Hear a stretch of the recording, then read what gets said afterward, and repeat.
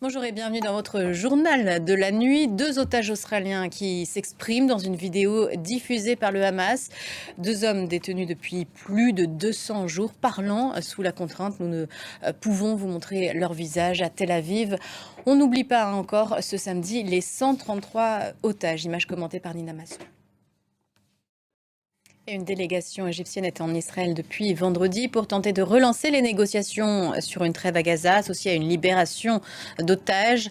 Le Hamas dit lui étudier la contre-proposition israélienne et précise qu'il soumettra une réponse une fois cette étude terminée. En attendant, une offensive sur Rafah est toujours dans tous les esprits. Antoine Fenot. Des rassemblements pro-palestiniens qui mobilisent les étudiants à travers le monde. Sciences Po hier à Paris et dans les facs américaines d'où est parti le mouvement. Le mouvement justement se durcit. Nouvelles arrestations ce samedi à l'université de Boston ou d'Arizona. Nina Masson. Et en Ukraine, un raid aérien russe intense la nuit dernière avec des frappes aériennes sur tout le territoire ukrainien. Une guerre qui cible les infrastructures énergétiques.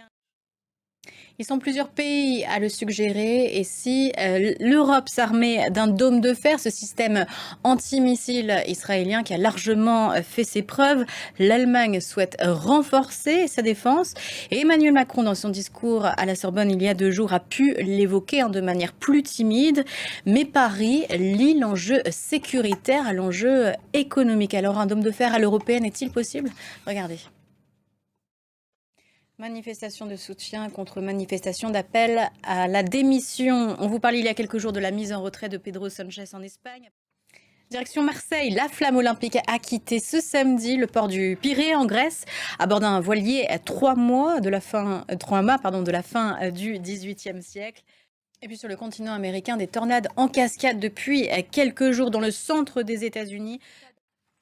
Voilà, c'est la fin de ce journal. Merci à vous de l'avoir suivi. Prochain journal dans 15 minutes.